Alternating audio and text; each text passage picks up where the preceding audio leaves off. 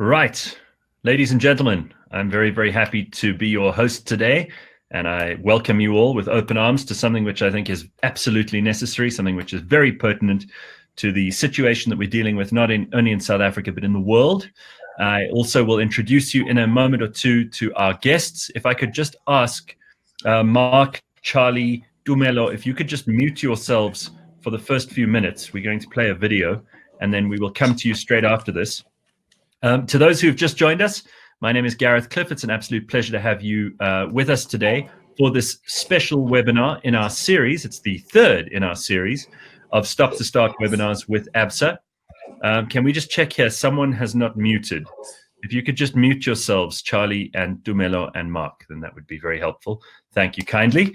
We are going to be joined by our three guests in a moment for a live webinar in which I hope you will be interacting with us.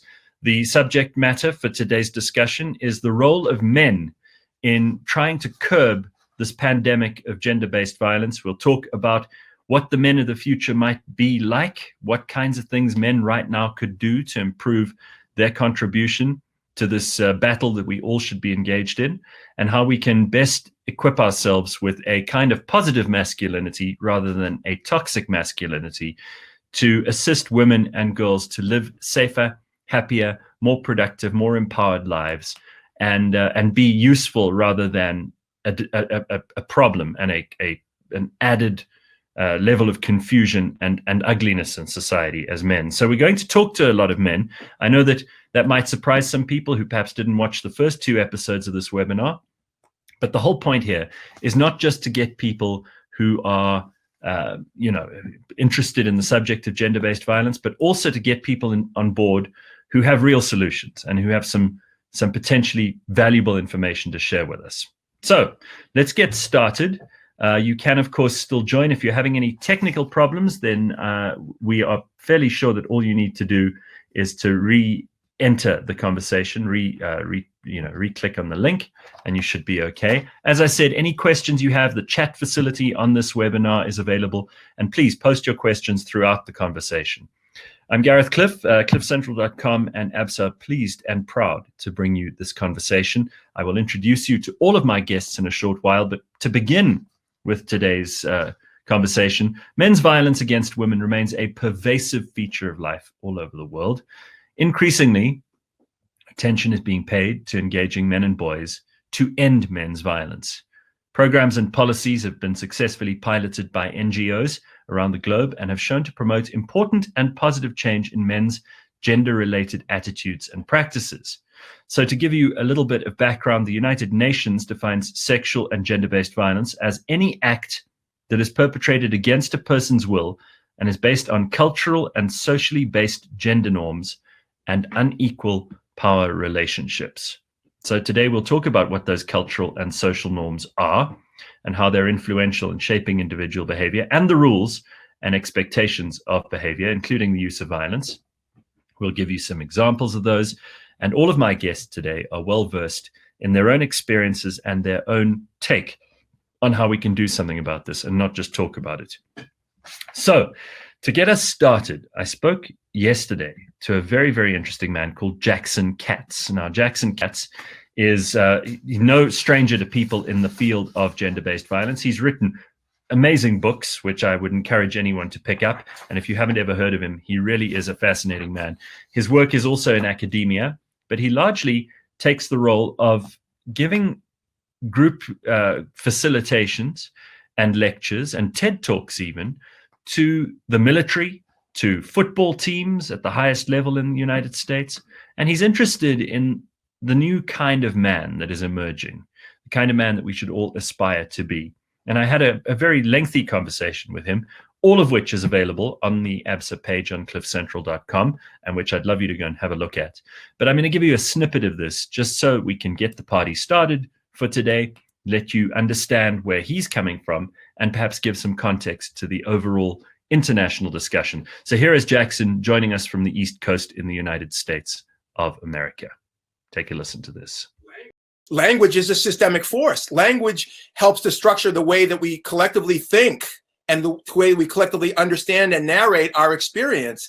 And the way that, so a big part of my work from the beginning or close to the beginning of my work, has been to look critically at how people think about this subject. Because if we're going to try to shift, if my work and others' work is trying to help people shift to think about this as a men's issue, not as a women's issue that good men help out with, how it's important to think about how historically we've thought about it as a women's issue and how language contributes to that. So if you look critically at language, so much of the language that we use to talk about the subject of domestic and sexual violence itself keeps us in the old paradigm of thinking it's a women's issue. One of the ways it does that is by erasing agency on the part of men. In other words, the ones who are doing it. You talk about what happens to women, but not who's doing it to them. Even, I mean, right. For example, we say, as I've said a lot, how many women were raped rather than how many men raped women. We say how many women were abused rather than how many men abused women. We say how many girls or women were sexually harassed in the workplace rather than how many men sexually harassed women in the workplace. Even the term violence against women is a term that's passive. There's no active agent. Nobody's doing it to women. They're just experiencing it.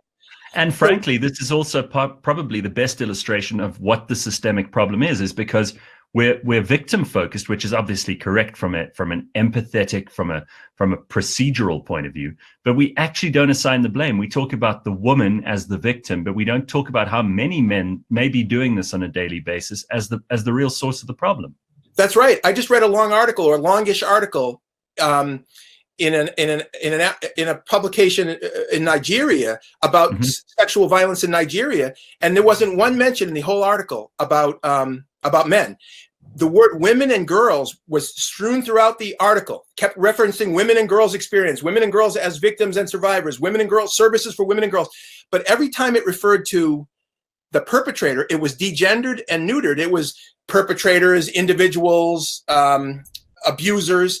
And again, I don't think it's anti-male to just be honest about this. I think that's BS, by the way. No, sure. I completely agree. I think we've largely managed to discredit those arguments from a certain quarter of the intelligentsia who believe that somehow any stance you take, which is pro-women, which gives women agency, and which also assigns blame, that somehow that's an anti-men stance is kind of ridiculous, right? It is ridiculous. And I have to say, Gareth, one of the I think this is an important point, especially for men listening and men engaging in this, in these kinds of dialogues, that from the earliest days of the modern, if you will, pro-feminist men's movement, or men engaged with being supportive of feminism and gender justice and gender equality, people like myself and others have made the connection between men's violence against women, men's violence against other men, and men's violence against themselves. In other words, anybody, like some men will say in response to these kinds of discussions, well, what about violence against men? What about all the men who have... Of course, there's violence against men, but most of the violence against men is done by other men. And the same system, again, the same system that produces men who abuse women also produces men who abuse other men. The same, when I say system, the same ideology about manhood, the same socialization of boys and girls. But again, we must be careful again not to fall into the trap that, the Black Lives Matter movement falls into, where it says, oh, well, only violence against Black people from white people is the problem. And we all know that is not. It's only a part of the problem. And similarly here, we don't want to end up having an argument with people who think that it's the same thing when you talk about sex and gender violence as it is with race. Right. No, I mean, again, these are, just in fairness, these are tricky issues because the politics around them are somewhat different than a more serious, sober intellectual discussion. Let me ask you about that, because in America at the moment, you don't have the levels and the extreme and very violent situations to the degree that we have in South Africa, for whatever reason. And in South Africa, we know that part of the problem here is fatherlessness. It's the lack of male role models. It's the lack of discussions that people like you have in America that we don't have as often and on as many platforms as we do. But let's just look at the history of this for a second. I mean, men really have only been behaving appropriately and in a humane way towards women for maybe 100 years, because before that, I don't know if there even was such a thing as consensual sex. And generally, the story of humanity for at least the last 2 millennia has been a fairly violent one. And we can't imagine that before that it was any better. It was probably even worse. So in the last 100 years, and because I'm sure that from a social and anthropological point of view, you've looked at this, for 100 years, men have been making hopefully steady incremental improvement, and in some places more exponential improvement. But for many women, it's still not enough. They're still treated no better than their great-great-grandmother might have been. And this idea is perhaps going to need, in evolutionary terms, a little bit longer to go. And we can't afford that. We can't afford more women being hurt. We can't afford more sexual and gender-based violence. We have to speed this process up. So when you look at it historically, how do you compare that to where we are now, to where we should be? And what is the role of men? Well, I appreciate that's big picture thinking. I mean, yes, it's taking decades, and it will take probably hundreds of years to undo some of these structures that are deeply rooted in the last 10,000 years of, recorded human history and civilizational history. And so you can't be naive to think that overnight or even in a few years, we're gonna radically shift history in that way. Although I have to say, having just said that, the changes that have happened over the past 50 years, the past half century, have been unbelievably dramatic. Absolutely. Right. And we should be proud of that as humanity. That's right. We should be. But knowing that this is a long struggle, and right. You're right. You can't, like, some people are impatient, and they should be, that it should be changed yesterday. It should be changed tomorrow, not 10 years or 50 years in the future. And some of the problems of humanity are compounding with compounding on top of the existing problems. There's all kinds of other problems that are awaiting us, environmental calamity and everything else. But so we can't wait, if you will, in that sense. But it's an enormous undertaking. I think that men have to be centrally involved in this, because men continue to hold most social, political, and economic power in the world. Women have made enormous progress around the world in challenging sort of men's monopoly on various kinds of power and authority. There's no doubt about that. And women, and that's one of the great stories of the past 100 years, and it will be the next one of the great stories of the 21st century.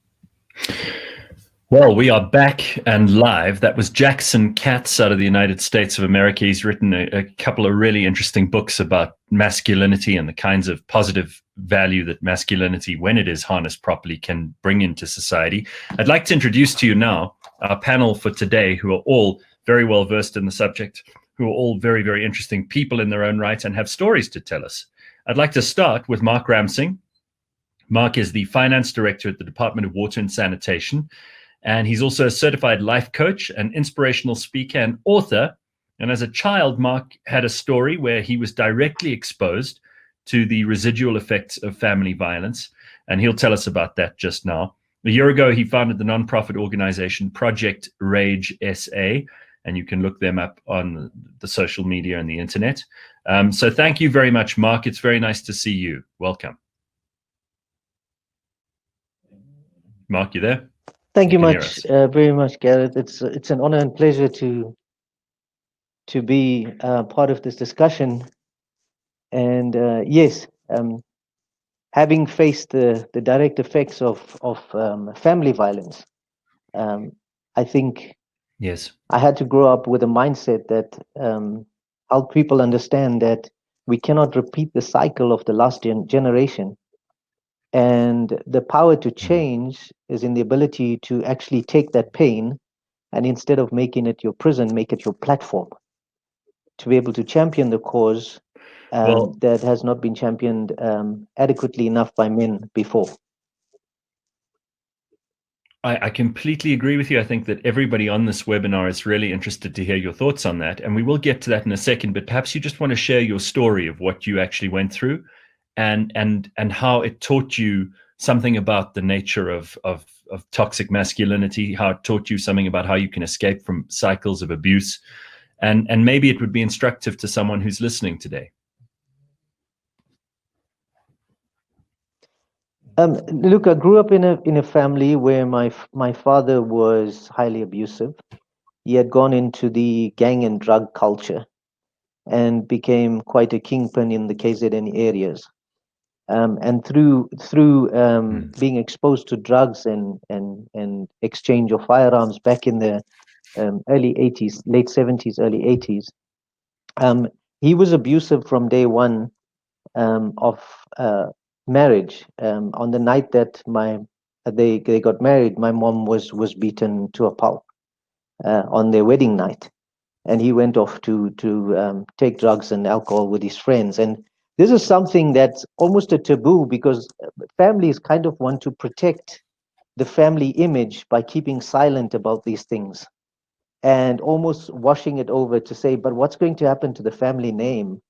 And I think, growing up as a kid, I was constantly beaten to a pulp and almost to death, either me trying to save my mom or my mom trying to save me in the process, and was shipped off to every relative's home just for periods of recovery. And by the time I had reached high school, I had gone through 5 different schools already. So learning through that process, it took a psychological and emotional and physical toll on me, because at one stage he said to me that I'm an F up and I'll never amount to anything. And for 2 decades, I actually believed that. I actually believed that, maybe he was right. And every time something went wrong in my life, I would go back to my father's words. And this haunted me until I had to go through that inner healing and psychological help to overcome that. Because at the age of 19, I had a complete nervous breakdown and diagnosed paranoid schizophrenic, institutionalized for 3 months in an institution.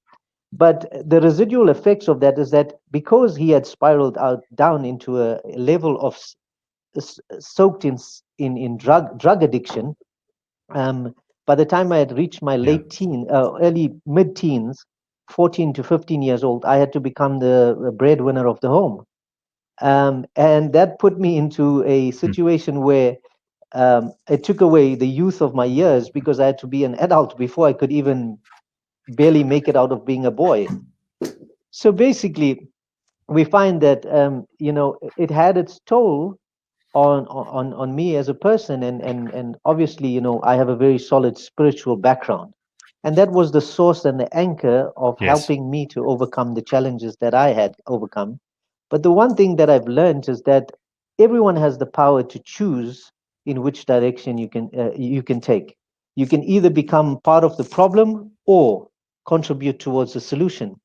So I decided, look, let me become a champion for the cause, because it's affected me to the core.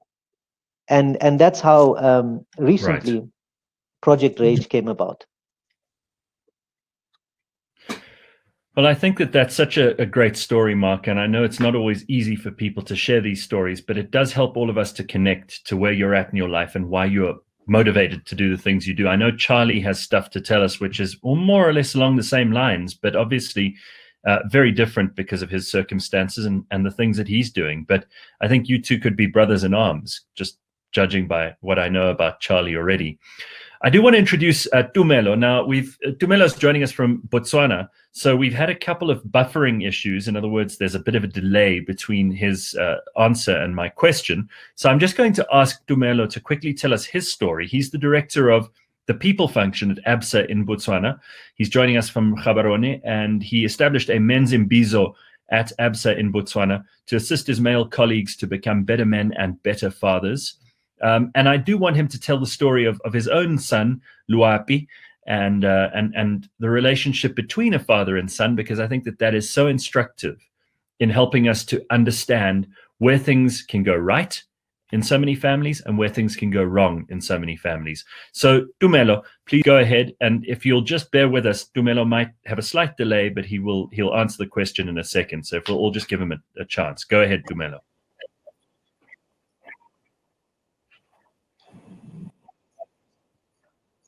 Yeah. Thank you so much, Gareth, and good morning to you and your viewers, and to my fellow panelists as well. A great morning, and certainly a pleasure to meet you. Apologies, I seem to be having a bit of technical issues, but yes, I'll ride along as we go on. About myself, really, what caught me and interested me to this discussion, basically, Gareth, was the fact that in my early days, just as I was, fresh out of varsity, I lost a sister of mine who took her own life.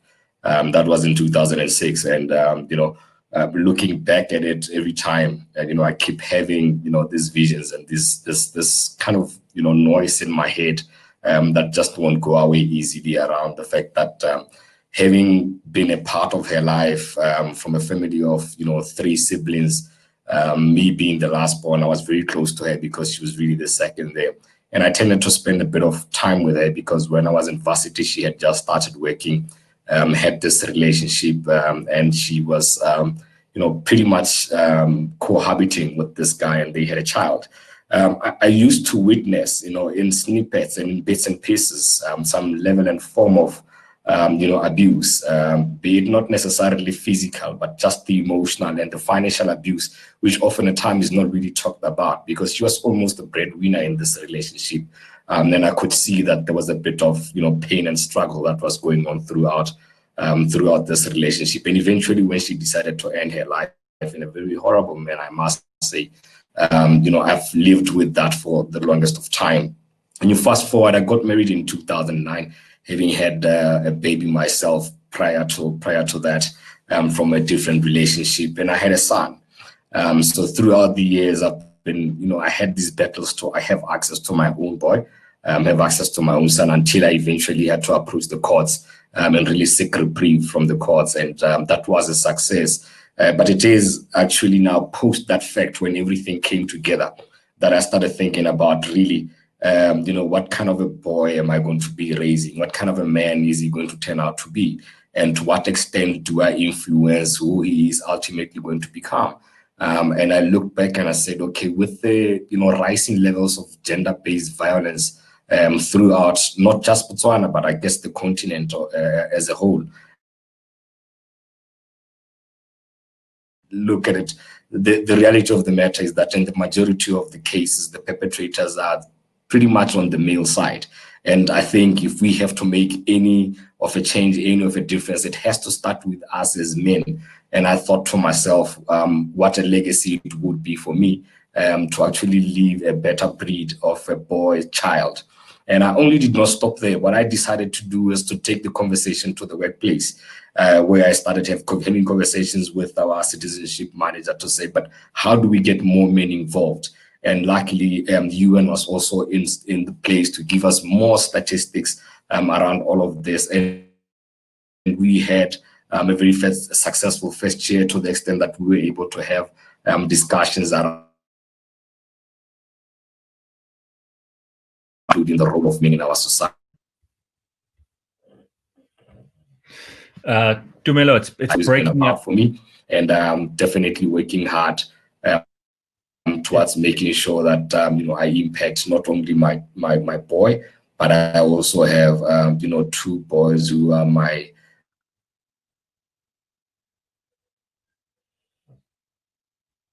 life.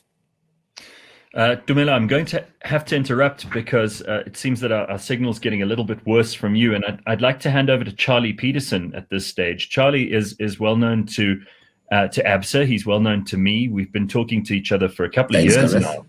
No problem. Thank you, Tumelo. Charley is the founder of Growing Up Without a Father. It's a foundation and organization, non-profit, that he founded in 2016.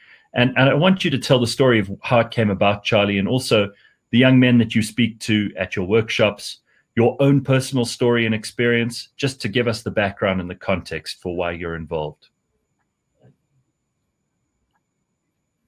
Thank you, Gareth, and good morning to my colleagues. And Mark and myself have started Project Rage. I was just laughing when you said the two of us have something in common. So we started a movement, Project Rage, Gareth.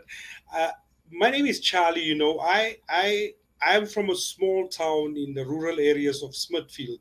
I was born and bred there. And you know what? Most of the people are missing that most of this abuse, gender-based violence are actually happening a lot in the rural areas, because the people in the rural areas are not having the mechanism, like people in the cities to speak out and everything. My father just made me, left me. But what was interesting that when I asked my mother about my father, my mother was always saying that my father was also abusive, but my father didn't beat her up, but he was counting meat, like, okay, there's 3 pieces of meat. So don't share it with your friends or what. And also, we look at abuse and gender-based violence only from the physical side, but the words that we as men are also, throwing around that are hurting our women. And, that's why my other book, I'm talking about We Are Because of Women. So I grew up without a father. We went through a lot of bullying and everything because you are totally on your own, a child that are growing up without a father. You need to be you need to be the girl in the house, you need to be the boy in the house. And I think I actually appreciate the reason that I grew up without a father, because I can relate with mothers. I can relate with the pain of my mother, when she was, then my brother was there, my older brother was there, when we were giving her problems, and fatherless kids can give a lot of problems, Gareth, because we're battling with our own identities. We need to find out who are we and everything. So I went to high school and all on my own, I told myself that, I need to prove a point to show that I'm better than those ones. So I was always with me, the man in the mirror, myself and everything, fighting myself, fighting the situation around me. And if you don't have a strong background or a strong mother that prays and raise you up, you're lost. And I started to, when I finished with school and everything, I also impregnant a girl, like my father did, because, Papa was a rolling stone, and people we forget about. Be careful what you say when you are saying your subconscious mind. I always said, I don't want to be like my father. And I promise you exactly what my mother said my father was. I started to become that until I've decided, no, I need to step out of the shoes of this man that I don't know. I need to find myself. I need to find out who's Charley Pietersen. And I wrote the book, Growing Up Without a Father. I said, maybe I know why I grew up without a father. I need to guide the ones that grew up without fathers. And after the book, the foundation started. And after the foundation, after my interactions at schools and everything, I picked up that boy children are actually the biggest threat of society, especially the ones that grew up without fathers. So I wrote the other book, Boy Child You Matter, which is a mentorship and a training program, and I approached Absa. And Absa was there. They bought into the vision. We trained over 1,000 kids in 4 provinces. I'm just looking forward, to get in the flight to Botswana and all the other areas to do the same what we did inside. But I promise you that it's tough, and really I can speak from a side of a single mother. It's not easy for them. Gareth, this is where I am, but I promise you the book is working, the training program is working, boys are changing. But don't forget, we're sitting with 80-year-old boys, 40-year-old boys, and 50-year-old boys that never grew up, that are still stuck and Charley, the little boys. And by the way, Mark, you can jump in anytime here as well. Tumelo, it might be a little bit difficult for you two, but if you do want to jump in, please let us know. So here's the thing. For a lot of these young men, violence is the only language they were ever taught. They are not emotionally capable of expressing themselves. And if they are, then a lot of their peers consider that a weakness. How do you break through that, Charley? I've seen your workbooks. Yes. I've seen you sit with the guys. I've heard you talk about sport. I've heard you talk about camaraderie. I've heard you talk about competition, sex, all of this stuff. But where is it in your experience that the change comes, where you see them click, okay, this is something I hadn't thought of before that will make me a better man? Gareth, what is key is that when you have a one-on-one with them, when you chat with them and make them feel very, very important. Because rejection is a huge thing among our youth, bullying and everything. But when you make him feel important and say, tell me about you, man. You look like a great person and everything. Then you first see the tears coming out and say, no, I'm not a great person. Why? I think like Mark was saying, for 19 years, when he was 19 years, he was still struggling with that thing. So where self-love is coming in, you play with him, you make that person feel very, very important. I always make an example of Madiba. When I was in Bloemfontein, when Madiba was at the Free State Stadium, a little girl in a wheelchair came And Madiba went straight to her, and Madiba gave her 100 rand. I was blessed to stand next to them. And Madiba said, no, no, no, because the parents were saying that we are so honored and so privileged to meet you, Madiba. And Madiba said, no, I'm honored, I'm privileged to meet you people. So I think we need to get to the level of those young men and boys and make them feel important. And also, Gareth, what I've picked up of the Absa training is that culture plays a very, very important role. You'll find out that the boys in KZN are very tough. They are like warriors. Then when you go to Cape Town, it's another type of boys. When you go to Joburg, it's another type of boys. So you have to get to their level. I'd like to know more about that in a second. Mark, you want to add to what Charlie was saying about this ability to connect with these boys and to make the difference? I think Charlie is correct in saying that young men have never known the love of their fathers. And I had an experience a few years ago where I started a community program where there was about 20 young people who would come in and share my gym equipment, and we would train, but they were rough and they were really tough boys, and you know, this gangster style, hip on the street and all of that. And one of the young boys was actually the leader, and I targeted him specifically because he had an influence over the other young people, and he would write with a Koki pen murder, death, and crime boss and all of that on his arms. And the one evening I just felt led, you know, and he found it very strange. I grabbed a hold of him and I said, come here, I want to give you a hug. And I hugged him intensely and I said to you, you know what? I love you. And he just broke down. And the first response he said to me was, for the first time in my life, have I felt the love of a father. And that was something that moved me so intensely. And if these young people can actually feel loved, rather than rejected, their mindsets will change, and they don't have an understanding of what it is to be loved by a male role model. Someone who would say, listen, irrespective of your mistakes, there's still an opportunity to learn and to grow. So absolutely, Charlie is on the head with that. You know, these guys then grow up and they go and look for a job, and they try to sustain their own lives and their families' lives if they have them. But it's it's near impossible. It's difficult for anybody, even people who were raised with all the resources, with all the support, with all the love. Those people also have a tough time. Now, when these guys that you're talking about get into the job market, it's that much harder for them, because they then get into an environment where they're required to behave a way they've never been taught to behave. And sometimes these are the guys who end up causing a lot of trouble in businesses for their managers, for their colleagues, and most especially for the women they work with, because they're not sure how to handle this change of environment. In your experience, I mean, Mark, you work, you know, in the Department of Water and Sanitation, and Charlie, you obviously run your foundation. But I'd also like to hear from Tumelo here. So feel free to jump in at any point. Tumelo, we know that there's a delay, so we'll just, if you come in, we'll all shut up and let you carry on. But if any of you want to jump in on how that journey gets more complicated for men as they grow up and as they develop responsibilities, which some of them just don't take seriously, like, you know, having a kid of their own.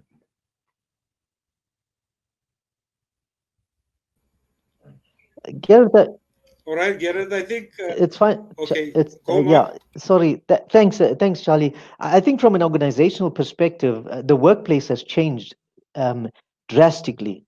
Being in the field of human resources, employee health and wellness should play a critical role in shaping the organizational culture as well. And I find that if you do not have a solid employee health and wellness program that can actually orientate people into the organizational culture that supports that culture of unity, that culture of care, you know, those value systems that we so nicely put on that board and introduce everyone into, this is the company values. But is that value proposition actually practiced in the culture of the organization? And this is where organizations have to live their value culture in order to gain credibility in the workplace. And that's where employee health and wellness comes in, to offer services to help people. It's not just a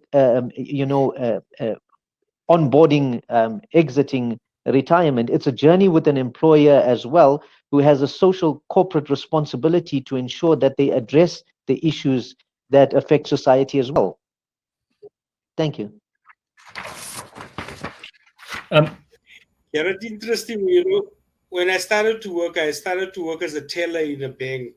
Now, very rough, finish of school, matric, and the only white person that is that it was my history teacher. And suddenly I'm in this big bank with a lot of white people, and now we go into this induction and everything. Now we were five black guys and 5 white guys, and the general manager that time, invited the white guys for lunch. And because I was always outspoken all of my years, so I went to him later and asked him, "Sir, I just wanted to know, is our lunch maybe tomorrow? Because I see you took the 5 guys for lunch. So are we going tomorrow for lunch?" And since that day now, I was labeled this rebel and everything in the bank. And, they said, no, the ones that are going to pass this teller course of 100% will be deployed in this prestigious bank, a branch. So I passed 100% and I was deployed in one of the rural areas. I asked them, but guys, you said that. They said, no. Want to take you out of the system. That's why what Mark said, orientation in the beginning is very key. In any organization, it can make you or break you. That's why most of them just go out, the first year, 3 months, you see that the person just resigned because of the pressure. Because you've never been told. I always tell people, I was in football also, saying that most of the soccer players grew up without fathers. That's why they will go this way and everything, and the coach cannot get hand over them and everything. So it's important to know who is this little boy or who is this person in front of me. That's why it's important for us to know who are you and so, why. So, Tumelo, this is something I do want you to come in on, please, because what you started inside of Absa is interesting. You started this discussion group, and I think that this can be very helpful to people who feel often that they don't have the tools to do this on their own. And there are people in these imbizos, in these clubs, in these foundations, which I think helps a lot of men who feel that they don't have an identity, that they're left alone, that they don't have male role models, all of those things. How do you feel that that's helped inside a business? And have you had a massive uptake? Have you had a lot of interest from the men inside your business?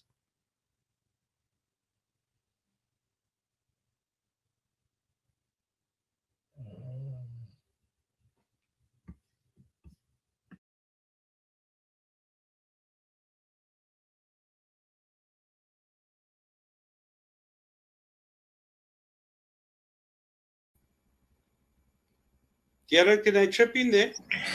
Yeah, thanks, Gareth. And once again, I think apologies, I parts of it. But what I can tell you is that when we started this, it wasn't easy. I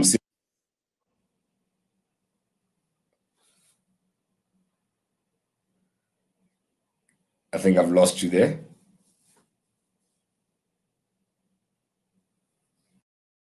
All right, I'm just going to take control here quickly. I'm afraid I'm going to let Tumelo go, because otherwise we're going to miss out on some time here, and there are lots of things we still need to discuss. So I want to go back to something you said, Charlie, and I know you've got something to add before I get to that. So please feel free to take over after that. But I want to talk about these cultural things that you mentioned. You kind of went into the difference between the boys in KZN and the boys in the Western Cape. But before that, you wanted to add something to my question to Tumelo. Yes, I said men usually don't attend things that are actually going to help them. Yeah. And I think as men, it's important for us to get rid of this ego and this backwardness, because we need help. We need help. We need to speak up. We need platforms to talk, because a lot of us are battling with a lot of issues. But pride is holding us back, Gareth. We are scared, but who's Gareth after all to tell me that? Or who is Mark? We need to get rid of that thing and really start looking at the problem, that we are the problem. And we need to look deep in ourselves and say, even if I'm not the one beating up somebody, but I know about Mark, I know about Gareth, and I cannot keep quiet. So men must step up. Men must come out of the closets. So the culture stuff, before we get to that, Matthew says, well said, Charlie, about your point about love and about setting the example. Jane says, respect for fighting your way through your experience, Mark. And Roxanne says, boys must know love and acceptance. It's very important. Desiree and Grace echoing that. Desiree saying, it is difficult for someone who has not seen love to show it to others. Self-worth is then quite low as a result. And Grace DeCarmo saying, that is so true. I know a lot of bad behavior begins at home, but if we reach out and show kindness, we could end up being this individual's role model in the story that you told, Mark. So culture in South Africa, we have lots of traditions, right? We know that sex is seen as a man's right in marriage in some cultures. We know that there's a dowry, lobola, which is paid to the wife's family from the husband. It's expected in some cultures, and I actually had Thuli Madonsela on my TV show not so long ago saying that she thinks that actually lobola is an outdated concept in a world where we have equal rights for men and women. But there are obviously arguments in the opposite direction, where girls are responsible for controlling a man's sexual urges. In other words, women get the blame if they're wearing a short skirt, that it's their fault that they asked for this kind of thing. And when sexual activity is a marker of masculinity, we know lots of guys think that the more sex they have with women, whether it's with or without the consent, the more manly they are. Do you want to deal with some of those things? All right. I think, I grew up in Smithy, like I said, and that time there was no colored or black areas. We all grew up in one area. And so most of our friends, the same age, will go to circumcision school. And when they came back, suddenly they're telling us, no, you are a boy, Charlie. You're not a man. And suddenly now they are the guys among the girls now. And they are being given the license now to date and to do things like that. And I also had another discussion with Herman Mashaba, because he also grew up without a father. Actually, it's not Herman, it's Herman. His story, because he was raised by a white couple. He said, Charlie, for us to show that we are men, I was forced to sleep with over a lot of girls just to go back to prove that I am a man. And this is really nonsense that, if a woman or a girl wear a short skirt and everything, she's provoking me. I'm raising my daughter. I said, you need to have your skirt at a certain level. But I said, Daddy, but it's not yours, it's mine. Why do you tell me that, Daddy, you must also wear not a tight pants, you must also wear like this. So I believe that we need to be free as human beings to be what we really want to be and who we are. We cannot be forced, and no man can dictate to a woman. Gone are those days. Was it Hager? Those days where the guys were hitting women over with a stick over the head, and the woman must go and hunt and bring food to them. Gone are those days. It's a long time ago now, and rightly so. Rightly so, it should be a thing of the past. What are your experiences, Mark, in terms of cultural complications to this argument? Look, it's so entrenched in culture because we've built on a culture of a patriarchal society. But my view on culture is that just like everything changes, if we're willing to accept change, it would benefit us tremendously. The excuse that it is the culture is not enough, because if we ought to look at everything that has changed from one generation to the other, then I would like to challenge every man to park his BMW, his nice Jeep Cherokee, and his Ferrari in his garage, get onto a donkey cart, and let's ride it through the towns. Yeah. Because if you want to send a snail mail to someone and wait for send your Christmas card in September and hope it reaches the person in December, then culture change is just like accepting any other change. Right. It's the same mechanism that we use to accept change. So if you don't want to live in the past and have the conveniences of modern day technology and all that comes with it, these cultures that do not work for today's society must be embraced, just like we've embraced the conveniences of life in our everyday living. Or we must go back to the old way of things, where we ride horses and send snail mail.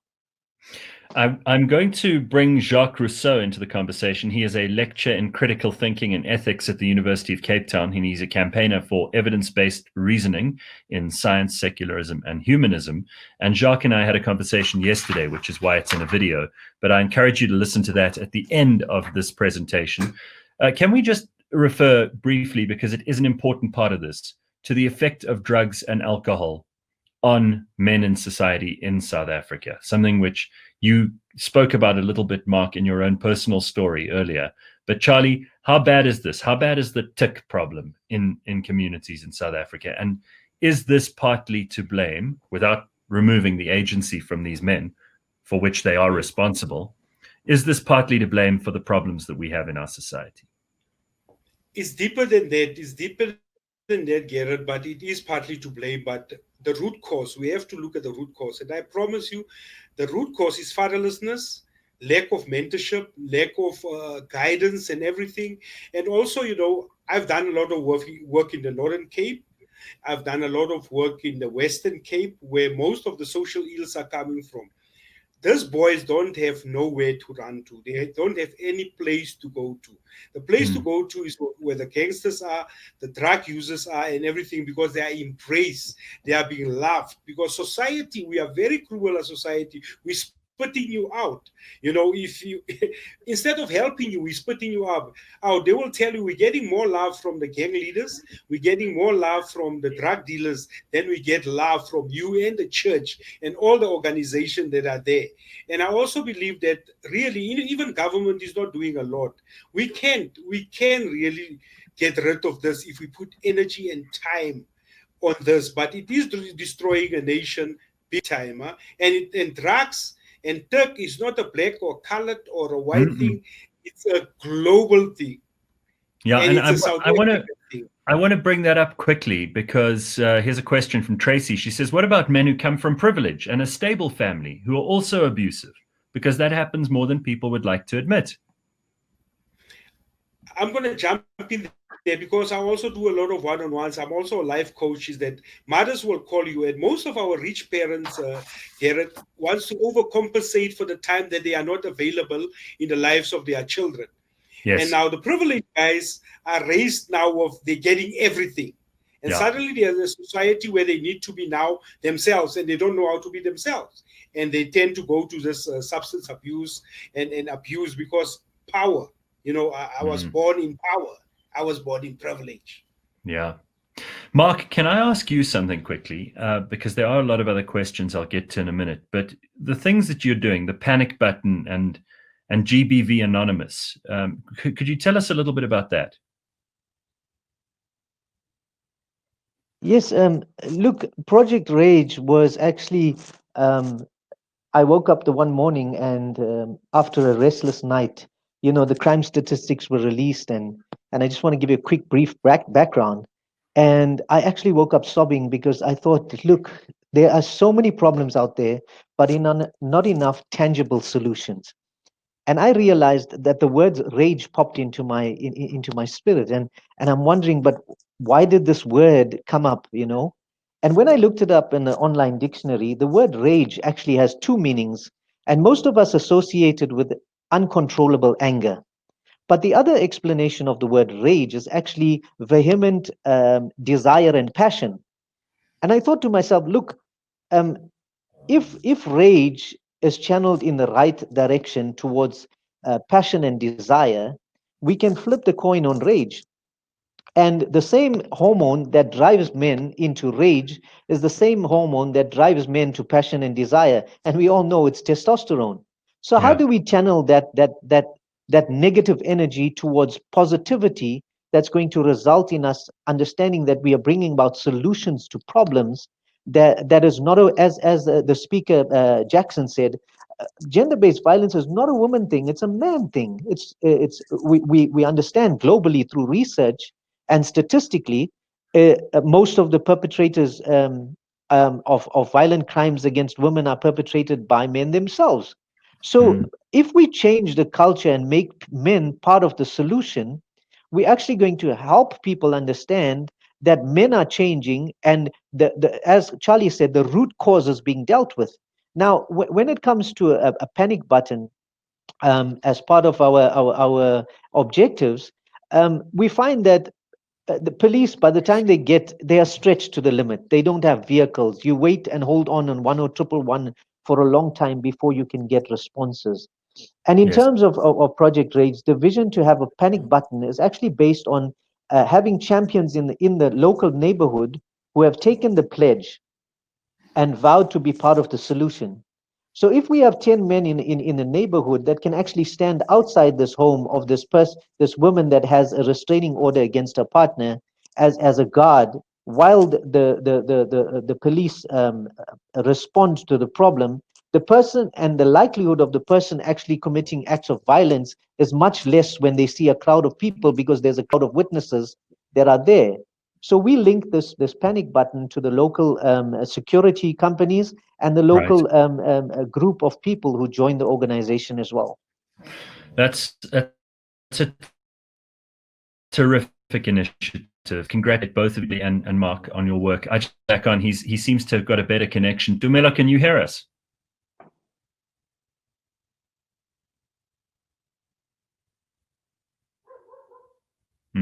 Seems that delay is just something we can't get over. It's funny. Botswana's right next door, and we're having trouble getting Tumelo on. So I'm just going to move straight into our conversation with Jacques Rousseau. Now, this is interesting because Jacques has a very academic, but a very interesting and a very thought-provoking take on gender-based violence and on the role of men in society. I had a conversation with him yesterday. He's a lecturer in critical thinking and ethics at the University of Cape Town. And to round off the conversation for this morning, I'm going to let you hear from Jacques. Just before we go into Jacques, because we'll end with that, I want to thank everybody who joined us for the live session and remind you that the entire session will be available on cliffcentral.com. We will also obviously serve it out on the various platforms that are allied to us on this cause and with these webinars. So you can listen to all of it, including a much longer conversation I had with Jackson and a much longer conversation I had with Jacques, which will also be available on cliffcentral.com, either as a video or as a podcast. So you can go and grab those. Charlie, I want to thank you very much. Mark, I want to thank you. And in absentia, I want to thank Tumelo as well for your contributions today. And keep doing the good work that you're doing, gentlemen. It's extremely important. And thank you very much for sharing your stories with us. Good to see you. Thank you, here is Jacques. Here is Jacques Rousseau, everybody. Thank you. Thank you very much. Here is Jacques Rousseau. Take a listen to what he had to say about what exactly this problem is from an ethical point of view, from a critical thinking point of view, and exactly what his expertise in the field might be best put to use in with respect to gender-based violence and sexual violence against women. Have a listen to this. Do you believe that we have a bigger problem than other places in the world? And do you think that that may have something to do with our moral underpinnings and perhaps something to do with the way that we view each other in society and the way that violence has become such a normal part of South African life? I do think that we might have a bigger problem than some other parts of the world, in the sense that we are a fairly patriarchal society. We do hold to those traditional values, and we're kind of a Judeo-Christian at our heart. And I think that's led to a kind of hierarchical family structure whereby the man is the person who's in control and earns the money and therefore has the authority in the household, and other people need to serve him rather than any other way around, etc. And those things don't necessarily need to manifest in a toxic kind of way, but I think often here they do. They manifest in an intolerance for dissent from your partner or your spouse, and in worst cases they manifest in violence. But it's not just that gender thing that I think is a problem here. I think there's a general lack of charity and sympathy in countries like ours, where we are so socioeconomically riven and desperate, and there's so much crime and so much poverty. None of that stuff conduces very easily to sympathy and compassion for each other. Do you think that there are some people who get it right in spite of all those things? I mean, we all know about how many single moms are trying their damnedest to raise kids. Sometimes they get it right, sometimes they don't. We also know about nuclear families that are more than capable of raising a generation of men who I think many of us would be very proud to consider among us and representatives of us.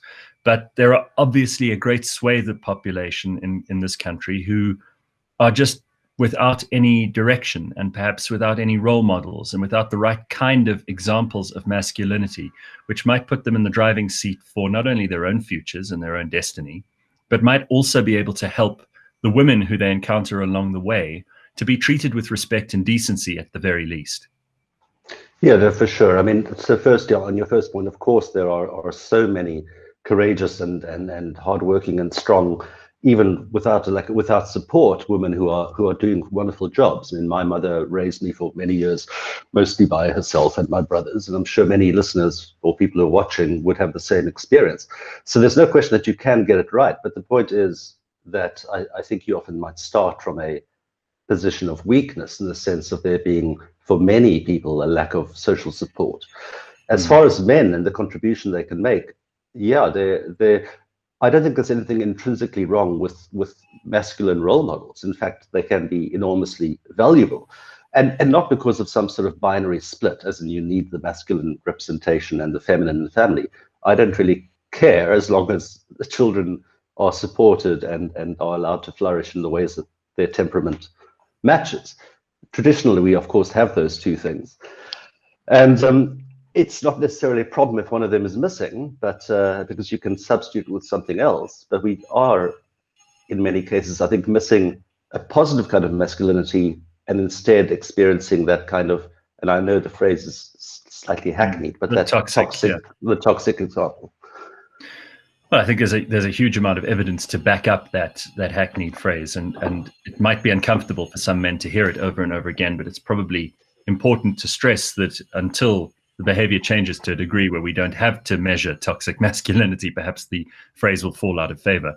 Now, yeah. I know that you've spoken rather a lot about the influence of culture on all of this, and by culture we could include many different cultures. We could include, traditional stuff, which you've referred to already, religious stuff, but there is also the impact of the culture that we all share in the world today, a sort of a pop culture, a modernism of a kind, where people are influenced by the arts, by the media. Do you feel that there's an influence, a positive one, that can be played by those people? And do you think there's also a certain amount of easy excuse making on the part of people who will say things that, for example, have no real consequential value to society, like, oh, I'm not going to buy R. Kelly music because he's a deviant and a pedophile? I mean, to link this question with what we were just saying previously, certainly we can be and are guided by things in popular media, but the problem here is that much of our reaction, I think, is simply a kind of moral grandstanding. So there's some fashion in society and some trend, whether it's a ethical position or a political position, and instead of using those as vehicles for self-reflection and trying to establish whether your own principles are virtuous, whether they're consistent, whether they suit your values, whether, so I'm, for example, a humanist, as you are by and large, and we share that. Yeah, absolutely.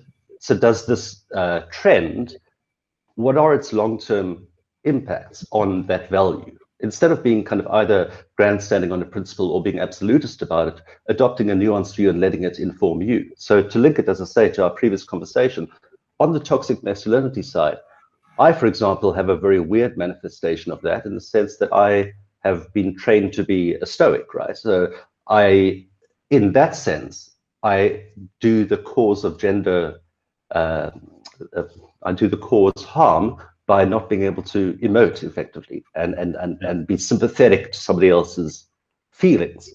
And that's not something which is vindictive, but it's something which has been culturally, in a sense, ingrained in me, and which I always have to fight against. And that's what the kind of thing people recognize. I was having precisely this discussion with someone who really does know me well, and we were talking about this space between facts and feelings, and how it can be looked at positively and generously, or it can be looked at very critically and unkindly. And either way, I think you're doing a disservice to both the facts and the feelings, because there is an element of both that needs to come into this. But they are essentially also at root kind of masculine and female ways of looking at things, feminine ways of looking at things. Feelings have become massively important in the public discourse. And if you look, for example, at the way that Michelle Obama spoke at the Democratic National Convention, it was pretty much all about empathy, emotion, feelings, caring, that kind of thing. And yet that sort of stuff runs kind of against the point of view that people like you and I, who are much more interested in the science, the reality, the fact, the material, that stuff doesn't resonate as easily with us. And perhaps that's also an area that we might want to look at if we want to improve, not just gender relations in some very general sense, but the miscommunications between men and women when it comes to understanding the importance of both feelings and facts. Yeah, I mean, to perhaps articulate the same point in a different way, I mean, you've heard people like Ben Shapiro and that phrase, facts don't care about your feelings. And that is a lovely distillation of exactly the problem, because it presents them as a binary. And feelings are a fact as well, right? So just stripping those out of the conversation means I'm not engaging with half of who you are. I mean, half is a made-up figure, but some substantial portion of who you are and what informs which facts you care about. So unless you incorporate that, we're never going to have a dialogue or a communication, as you say, whether gender-wise or otherwise. That is the last bit of today. I'm so sorry we're out of time, but we're actually a minute late already. Thank you all very, very much for joining us. All of this will be available on cliffcentral.com. I want to thank my guests again. I want to thank you for being a participant in this. Thank you for your questions. I hope we got round to a few of them at least. There were many. I do want to end with this from Charley: no excuse at all, which is such a powerful line. There is no excuse. If you know a man who is behaving inappropriately to women, whether it's a small thing or a very big thing, you got to say something about that if you're a real man. Abusive men aren't monsters who crawl out of swamps to beat women. They are normal men, and they are around us, says Liesel. She's 100% correct. Thank you to everybody. Jane, thank you very much for your comments, and everyone who was participating both in the live chat and in the recorded stuff. I will try to catch up with Tumelo as a kind of bonus podcast, which we'll put together in the next few weeks. But thank you all very, very much. Have an excellent day and keep fighting the good fight.